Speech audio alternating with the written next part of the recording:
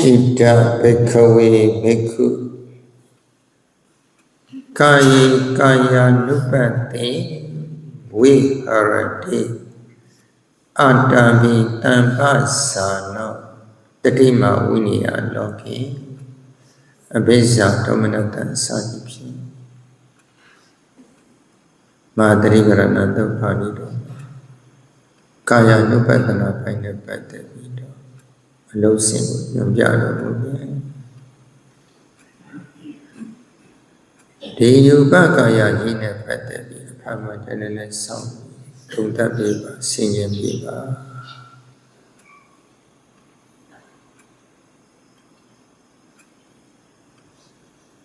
Vipatana Sura Samchida No Kaya Mima Tamatata Pirisanata Puna Puna Kaya Tapao Viditona Dukatana Gretati Adivagane Ekhanango Yego Samchivi Tonta Biba Sinji Biba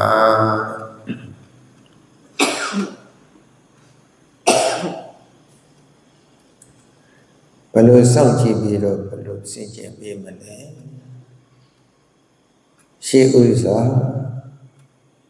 Shimuli Maman Shu Shanuri Maman Shan Nadibyan Sisa Winnie Tika 20 year Tika Winnie Tika 20 year Tika Teresa Titi Dorinia Lima Tita Tita Atila Gijin Abshin Tamari Tudon Bilan Bao Yogi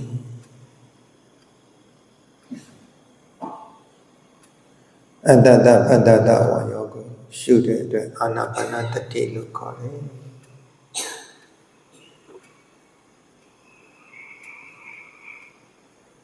The Anapanata Dipian and then the Tamari Tudon Bin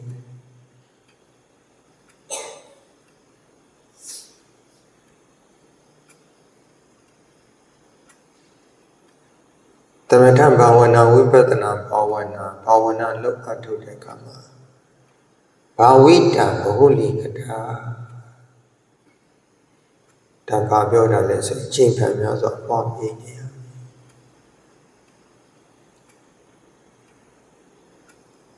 Yashingurumya Hitoma Anapanane, the Dina Limiadi. Kilida who they may wait on Mishida Napiama, Anapanatina and Limiadi. Yogi Dole, I mean, one ever Chotega Tota with the Shigate. She did. A cool and she did. But they may change she did, they buy it on the Shido. I don't chatter in Napa Yami. Taya Anapanata day.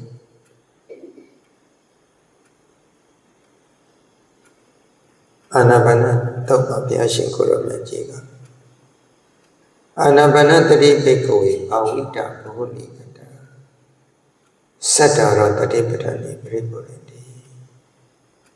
Anapanatari Chimpamala Pamyari Yogi Tatipatati Alivane Pizome Satara Tatipatani Bhavita Bahuli Kata Tatipatani Alivane Chimpamala Pamyari Yogi Tata Posiki Pripurati Bosin Konapani Pisome Tata Bosiki Bhavita Oligata Di Bosili Akonapago Chimpanola Pamyani Yogi Visa Wimote Pripurati Visa Lokone Minya Wimote Lokone Punya Yashi Labor Memo Viva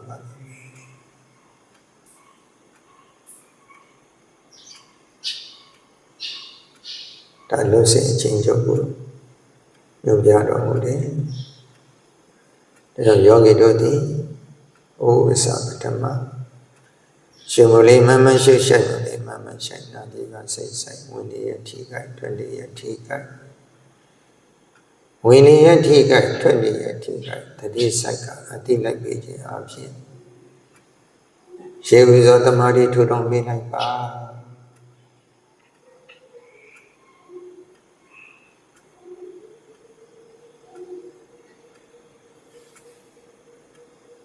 တတိရှိအတိရှိတတိမရှိအတိမရှိအပ္ပမနာဆိုတာမမေ့တာကိုပြောတာအောက်ပိုင်းဉာဏ်လေးမှာတတိဥဆောင်အထက်ပိုင်းဉာဏ်လေးမှာပညာကောင်းဆောင်တတိပဋ္ဌာန်ဘာဝနာအရာခန္ဓာပေါ်တိုင်းသိဉာဏ်နဲ့ကြည့်မရှိတွေ့ရမှာအရှုခံခန္ဓာဉာဏ်မြင်ခန္ဓာသဘောခန္ဓာပရမခန္ဓာတွေပေါ်တိုင်းမပြတ်သိနေတာကတတိပဋ္ဌာန်ဉာဏ်နဲ့အကဲခတ်ကြည့်လို့မရှိတော့တဲ့သဘောပြည့်သွားတဲ့သဘောဖြစ်ပျက်ကိုမြင်နေတာကတတိပဋ္ဌာန်ဘာဝနာ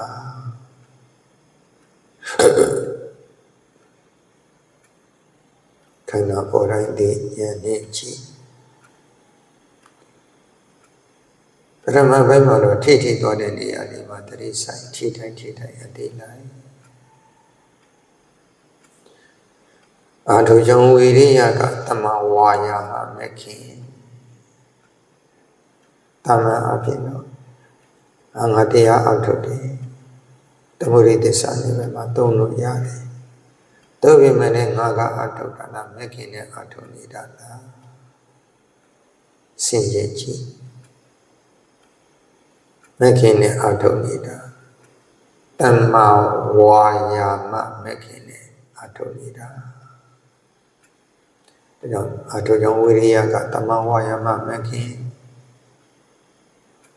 တတိစိုက်ကအသိလိုက်ပြီးတော့တတိတဲ့သိပြီးနေတယ်တတိက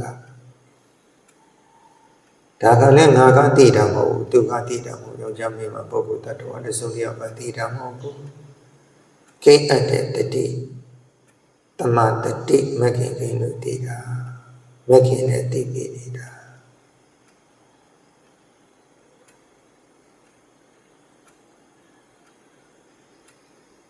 ဒါကြောင့်မေဃသစ္စာဘာဝေတ္တပကိစ္စဝိရိယတရားတွေတိုးပွားလာအောင်တတိတရားတွေတိုးပွားလာအောင်အားထုတ်ခြင်းကြောင့်ကိနေတိတမေတိတိတမထောကာမိဆန္ဒနိဝရဏစာရှိတဲ့ဉာဏ်တရားတွေငြိမ့်ပြီးတော့တည်ကြည်နေတဲ့တည်ငြိမ်နေတဲ့ဆွေးမြဲနေတဲ့ဧကကရတမာတိကတမတိမဲ့ခင်ပေါ့တမာတိထူထောင်တဲ့ဘက်မှာတမာတိမဲ့ခင်၃ပါးခင်းနေတယ်တမာတိတည်ကြည်လာတဲ့နေမှာယောဂီတန်တမှာ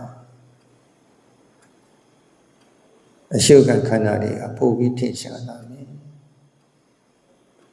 ထိတဲ့သဘောတည်တဲ့သဘောလှုပ်ရှားတဲ့သဘောတည်တဲ့သဘောတိုးသွားတဲ့သဘောတည်တဲ့သဘော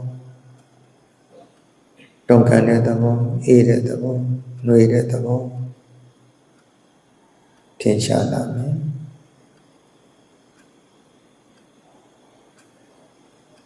ဒီကဲ့သို့ရှုခံခန္ဓာထင်ရှားလာပြီဆိုရင်ခြေတော်ရှိမဟုတ်ဆရာတော်ဘုရားကြီးကအလုစီမှာဟောထားတယ်ဝင်နေသည့်ထွက်နေသည့်ဖြုတ်လိုက်ဆိုတာအသက်မရှိနဲ့ပြောတာမဟုတ်ဘူးနှလုံးမသွင်းတော့ပဲနဲ့အရှုခံခန္ဓာပေါ်ရာကိုရှုညံ့နဲ့စောင့်ကြည့်ပြီးအခက်ခတ်လိုက်ပါအခက်ခတ်တဲ့ဉာဏ်ကတမသင်္ကပ္ပ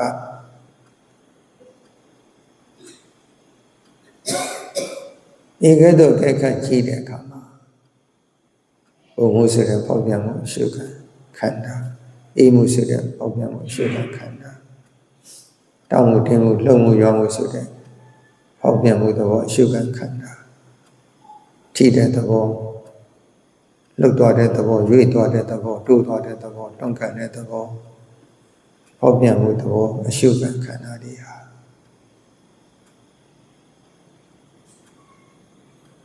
ဒီနေရာမှာဖြစ်ဒီနေရာမှာပြည့်နေတဲ့သဘောတွေယောဂီရဲ့ဉာဏ်မှာထင်ရှားလာတယ်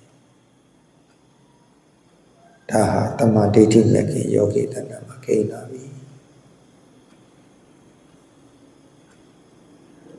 တမာဒိဋ္ဌိတမာသင်္ကပ္ပဆိုတာဒါပညာမဲ့ခင်နှစ်ပါးပဲ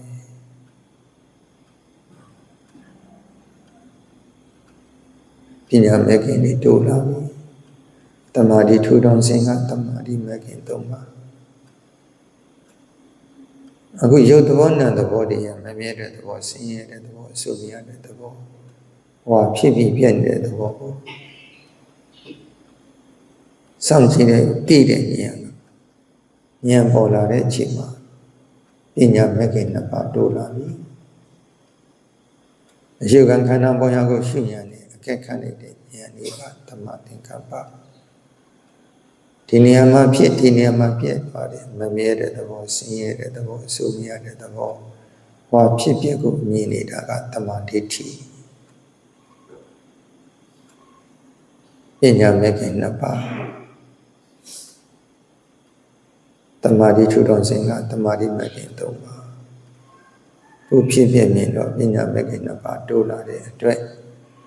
ပင်စင်ခိကမဲ့ပုပ္ပအာကမဲ့လောကီမဲ့ခင်၅ပါးရှုဉာဏ်တရားယောဂီရဲ့တဏ္ဍာမှာရှုဉာဏ်လို့ခေါ်တဲ့လောကီမဲ့ခင်တွေကိန်းလာပြီ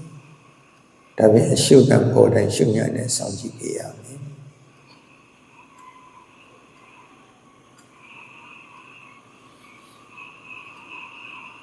သူတိမကိုဘုရားဆုံးမတဲ့နေရာမှာဟောကြားတဲ့နေရာမှာပုပ္ပိခောသူတိမဓမ္မထိတိညာဏပစ္စာနိဗ္ဗာန်ညာဏတိ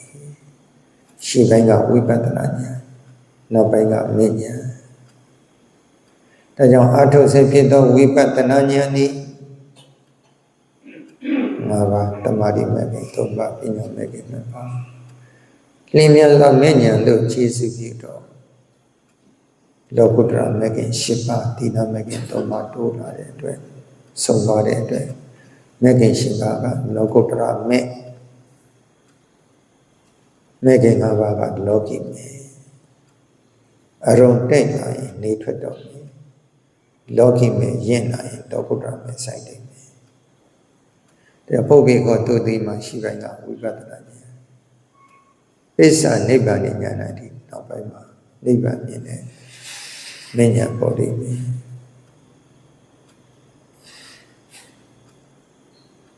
တတိထားပါယောဂီ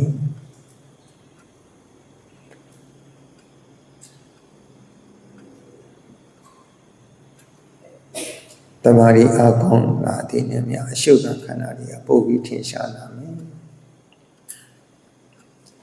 ယောဂီရဲ့ကျင့်စားရအာယုန်ဒီမိမိကမ္မထာအာယုန်မှာပဲရှိရတယ်ဒါကိုဂောဇရသမ္ပစင်လို့ခေါ်တယ်တမာတိထူထောင်တဲ့အပိုင်းမှာအာနာပါနတတိတွေယောဂီရဲ့ကျင့်စားရအာယုန်ကျင့်တဲ့အာယုန်ကိုမမဆန်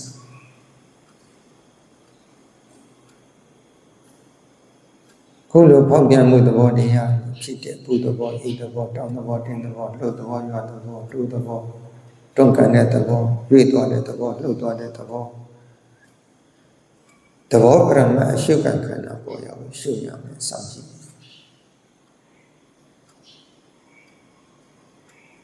ခန္ဓာပေါ်တိုင်းသိဉာဏ်နဲ့ကြည့်ခန္ဓာပေါ်တိုင်းသိဉာဏ်နဲ့ကြည့်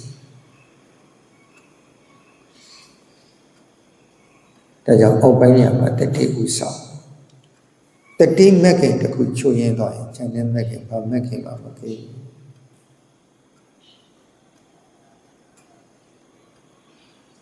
ခန္ဓာပေါ်တိုင်းသိုံနဲ့မပြီးဘူးဉာဏ်နဲ့ကြည့်ပြီးလို့လိုတယ်ဒါတော့ဓာတ်ပိုင်းညမှာပညာကောင်းဆောင်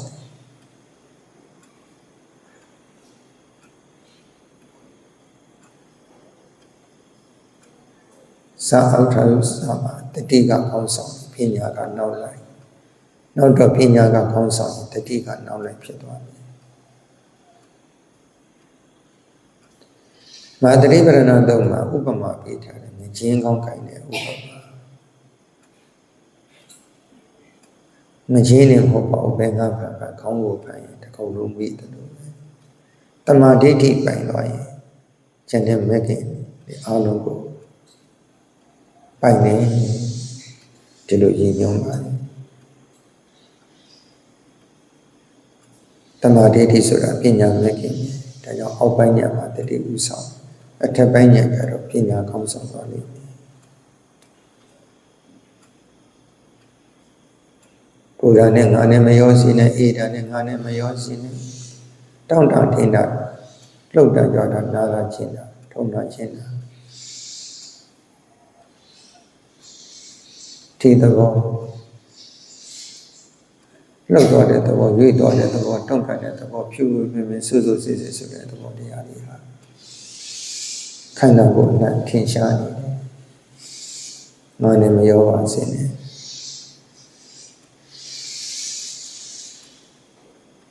ပူရာနဲ့ငါနဲ့မရောစေနဲ့အေးတာနဲ့ငါနဲ့မရောစေနဲ့ညောင်းတာနဲ့ငါနဲ့မရောစေနဲ့ထုံတာနဲ့ငါနဲ့မရောစေနဲ့နာတာနဲ့ငါနဲ့မရောစေနဲ့ရောရင်ပါဖြစ်တယ်ရူပံအတ္တတော်သမလုပ္ပတ္တိအဲ့ဒီဖောက်ပြန်မှုသဘောတရားယုံနေငါနဲ့ရောက်တော့ရတာတက္ကာယဒိဋ္ဌိပဲဒီတက္ကာယဒိဋ္ဌိတဏ္ဍာကြီးနဲ့ရှုလိမ့်မယ်ဆိုရင်အားနေတဲ့ဝိပဿနာဒါကြောင့်ညာတပရိညာနာတွေကပူရာငါနာဖောက်ပြန်တဲ့သဘောလားအေးရာငါနာဖောက်ပြန်တဲ့သဘောလားထုံနာခြင်းနာငါနာဖောက်ပြန်တဲ့သဘောလားလှုပ်တာရွာတာငါနာဖောက်ပြန်တဲ့သဘောလားအောင်းနာနာတာငါနာဖောက်ပြန်တဲ့သဘောလားဝိဇ္ဇာမာနပညာတပိအမိပေးလိုက်တော့ရုပ်ပတိတိရူပဖောက်ပြန်တယ်လို့ရုပ်လို့ခေါ်တယ်ဒါအရှုခံခန္ဓာလေးပဲဒါတော့ခန္ဓာပေါ်တိုင်းသိဉာဏ်နဲ့ကြည့်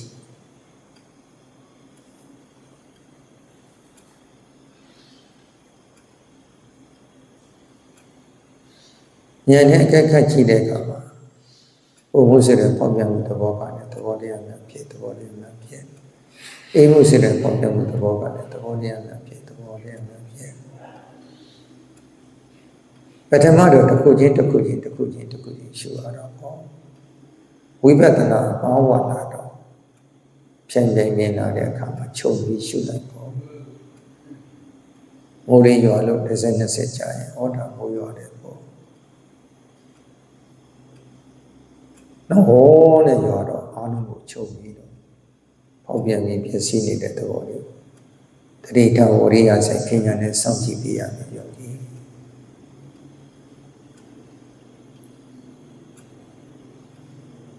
အာတမိတမ္ပဇာနောတတိမဝိနည်းလောကိ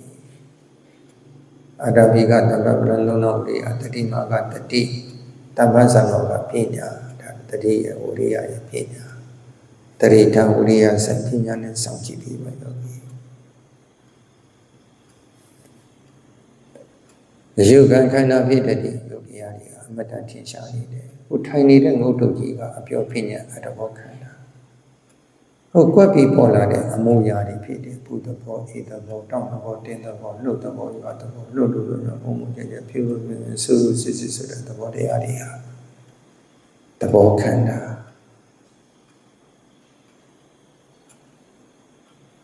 ခန္ဓာပေါ်လိုက်တဲ့ဉာဏ်နဲ့ကြည့်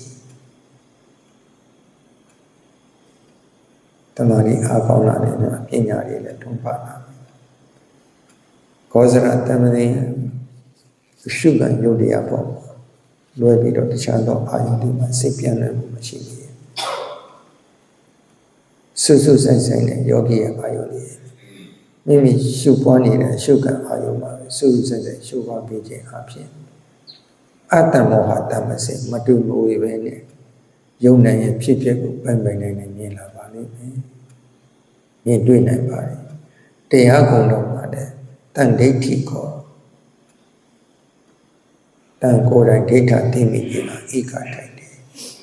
ဒါယုတ်တရားနံတရားဒါကအကြောင်းတရားအကျိုးတရားယုံနိုင်ကြောင့်ကျိုးသိစိတ်ဒိဋ္ဌိဝိသေကိစ္စသိနေကွာယုံနိုင်ရဲ့ဖြစ်ဖြစ်ကိုရှုပွားနေတဲ့ယောဂီကိုယ်တိုင်မြင်နိုင်တာမဟုတ်တန်ဒိဋ္ဌိခေါ်လို့ဟောပါတယ်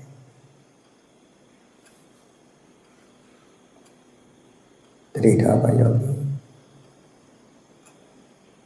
ကာယ ानु ပတိဝိဟရတိဒီယူပကာယယဖန်တဲ့နဲ့လည်းစောင့်ကြည့်ပြီးပါသုံးသပ်ပြီးပါသိဉ္ဇဉ်ပြီးပါ ဒုဘောင်ကရင်ဝတုံးရတဏ္ဍဘုံဝနမိတ်တိပြည့်စုံပြီးတော့ငါလည်းပြောက်သူလည်းပြောက်ယောက်ျားမင်းမပုဂ္ဂိုလ်တ attva ပြောက်ပြီးတော့ဖောက်ပြန်ပြီးပြည့်စည်နေတဲ့သဘောတရားတွေကယောဂီအညာမှာထင်ရှားနေဒါယထာဘုဒ္ဓဉာဏ်ဟုတ်တိုင်းမှာဆိုသိတဲ့ဉာဏ်ပဲ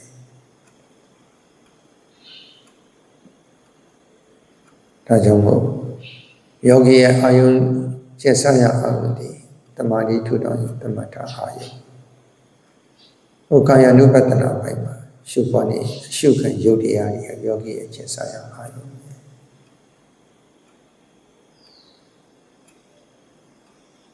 ဧကဲ့သို့စွစွဆိုင်ဆိုင်ရှုပွားနေခြင်းအပြင်အတ္တမောဟတမစင်ယုတ်တရားတွေရဲ့ခန္ဓာမစဲတဲ့ဖွဲ့ပဲဖောက်ပြန်ပြီးပြည့်စည်နေတဲ့မြဲမြဲတဲ့သဘောဆင်းရဲတဲ့သဘောအဆူရတဲ့သဘောဝါဖြစ်ပြီးပြည့်နေတဲ့သဘောတရားတွေယောဂီရဲ့ဉာဏ်မှာထင်ရှားလာတယ်။အနေဆာဆိုတာကိုယ်ကဆိုင်မှုချေရတယ်မဟုတ်ဘူးခန္ဓာကမမြဲတဲ့သဘောကိုခန္ဓာကပြောနေတယ်။ဒုက္ခဆိုတာလည်းကိုယ်ကဆိုင်မှုချေရမှာမဟုတ်ဘူးဖြစ်ချင်းပြည့်ချင်းကြောင့်နှိစ္စခံရတယ်ဆင်းရဲတဲ့သဘောခန္ဓာကပြောနေတယ်အနတ္တဆိုတာကိုယ်ကလိုက်ပြီးဆိုင်မှုချင်ရတာမဟုတ်ဘူးအဆုံးရတဲ့သဘောခိုင်မာပါတယ်ဆိုအနှစ်သာရအတ္တမရှိဘူးအနတ္တသဘောကိုခန္ဓာကပြောလိမ့်မယ်ဖြစ်ပြဆိုတာကိုယ်ကလိုက်ပြီးတော့ဆိုရတာမဟုတ်ဘူးခန္ဓာကအခုဖြစ်အခုပြနေတဲ့သဘောလေးယောဂီရဲ့ဉာဏ်မှာထင်ရှားလာတယ်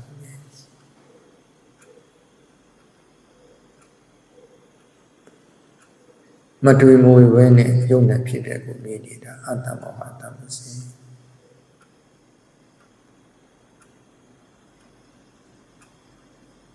ယောဂီမဂ္ဂင်ဆိုတဲ့လမ်းမတော်ကိုရောက်လာပြီဖြစ်တဲ့အတွက်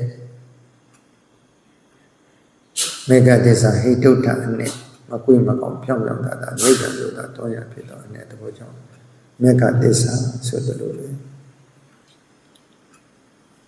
ဧကယနာတကြောင်းလေးတော်လမ်းဖြစ်တယ်မြေစီမှာပရိပရာညာကပြောခဲ့တယ်စိတ်ကိုလွတ်ပေးတဲ့သဘောလည်းမဟုတ်စိတ်ကိုချုပ်ထားတာလည်းမဟုတ်ဘူးဘုဒ္ဓံတော့ဘုဒ္ဓံပတ္တိအရှိကိုအရှိတိုင်းသဘာဝတရားကိုသဘာဝတရားတိုင်းအမှန်တရားကိုအမှန်တရားတိုင်းမြင်အောင်ရှုနေတာရှုပွားနေတာဒါဝိပဿနာဧကဲ့သို့တတိတဝရိယစိတ်ဉာဏ်နဲ့ဆောင်ရည်ခြင်းအားဖြင့်ယုံနဲ့တို့ရဲ့ဖြစ်ပဲကိုမြင်မှများတော့မဟုတ်မှများတော့ဆုံးဆိုတယ်လို့မဖြစ်မပြတဲ့တန်တိလက္ခဏာနိရောဓသစ္စာဆိုတဲ့နိဗ္ဗာန်ကိုကိုယ်တွေ့ဉာဏ်နဲ့မျက်မှောက်ပြုနိုင်အောင်